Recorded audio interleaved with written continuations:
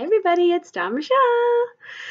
You may be noticing that we are not currently live and that I look like I'm wearing the clothes that I was wearing yesterday.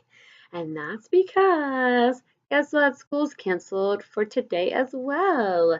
So I had to record today's Finding Your Light, not live, but last night, wearing the clothes that I was wearing yesterday. So this is where we are.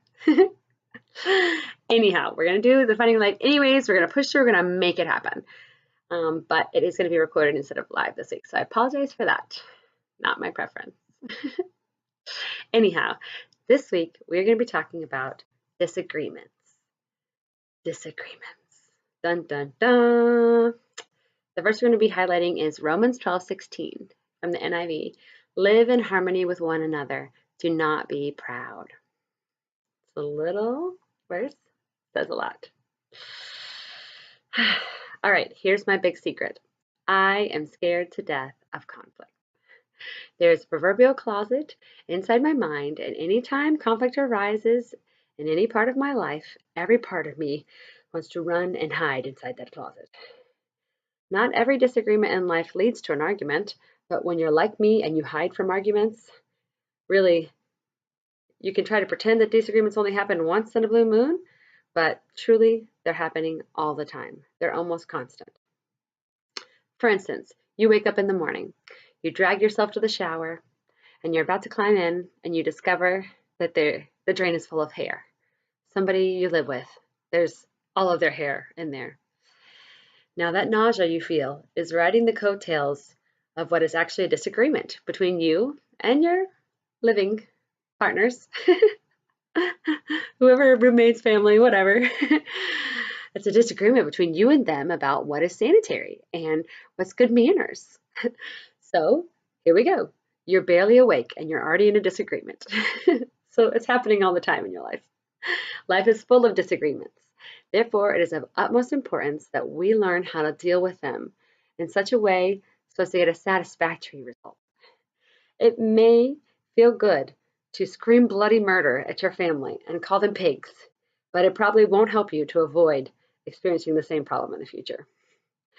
In fact, you may end up with a wad of hairbrush lint on your pillow instead. It's funny at the time, and it's funny how disagreements tend to escalate if not handled well. We laugh now, but I'd wager the majority of humankind burns up a tremendous amount of energy in both arguing and suffering retaliation due to disagreements. All of this struggle is born from poor problem solving, coupled with even poorer communication, and topped with a cherry of weak self-control. That represents a lot of unsatisfactories on our maturity report card. I think we all want to strive to be as emotionally mature as we can, right? And I think one of the keys of handling disagreements is to be openly honest. Very frequently, we are afraid to share how something has made us feel. We don't want to be embarrassed or made to feel uncomfortable or vulnerable, but most times in a disagreement, we're already embarrassed and kind of on the brink of being out of control. So what are we protecting ourselves from by hiding and holding on to the problem? Nothing. Many times when we're honest and we ask for honesty in return, we can get to the bottom of things quickly.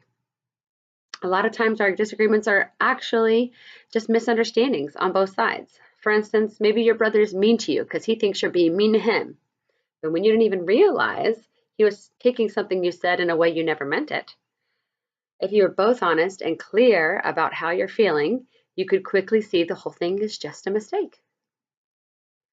Sometimes people are just difficult, even when you're honest and try to work things out. But at least you make sure things are not some weird misunderstanding. Otherwise, you may keep carrying on at war with each other, never knowing if things could have been resolved peaceably. Other times you find out that what's really going on is that you or the other person are actually really angry at someone else who was too scary to confront. And now the anger is just being taken out on a scapegoat. Either you or you're taking it out on another scapegoat. Sometimes people are just unreasonable, but it's worth a try. If they're difficult, then things will just stay strained. which is no worse than it was before you tried. But it's worth taking the chance in case things can get worked out, making everything so much better. It may sound trite, but honesty truly is the best policy because honesty works to get to the bottom of things, whereas covering things up or sitting in silence never, ever does. The other key to dealing with disagreement is learning how to submit and let things go. Very difficult. This is dying to your own agenda for the greater good of the relationship. This can be difficult, but it's very important to remember that there have been many times that we ourselves have stepped out of bounds or been careless. Because of this, we can't go around expecting everyone else to be perfect. We are all human after all. The best thing about deciding to let things go and move on is that when people stop expecting people to never let us down, we will find that we lift the burden of being perfect off of their shoulders. This frees them to be their best selves. An added bonus is that when we get in the practice of forgiving others for not being perfect, it helps us to forgive ourselves for not being perfect. We can never be perfect, so that's a heavy burden that we don't need to carry anymore, and we would do well without. I'm not telling you all this because I am great at it. In fact, it is my greatest struggle. But if we can tackle the beast of agreement and get it to submit to our desires of reaching out for what's best for everybody, we can become part of an elite group of people known as wise adults. We all know wise people. Most of them seem like crazy old, and their wisdom is attributed to many years of trial and error.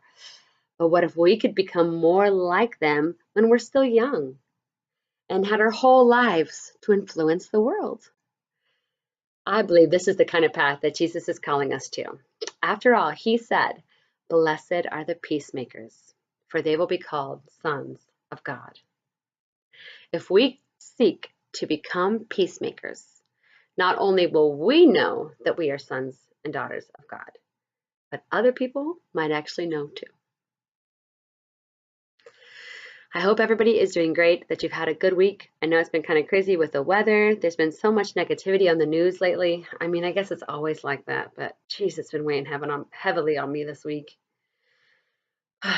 We all just need to pray for each other, and obviously the news is full of disagreements as well. And I think every time we watch the news, we're like, yeah, I disagree. I know I do. So instead of just living, breathing, and eating our disagreements, let's live and breathe and give out peace. And let's help to be the solution and the peacemakers in this tumultuous time in our lives, in our countries, and even in the world. I hope you guys will be blessed, and I can't wait to talk to you again. Take care. Thanks for watching.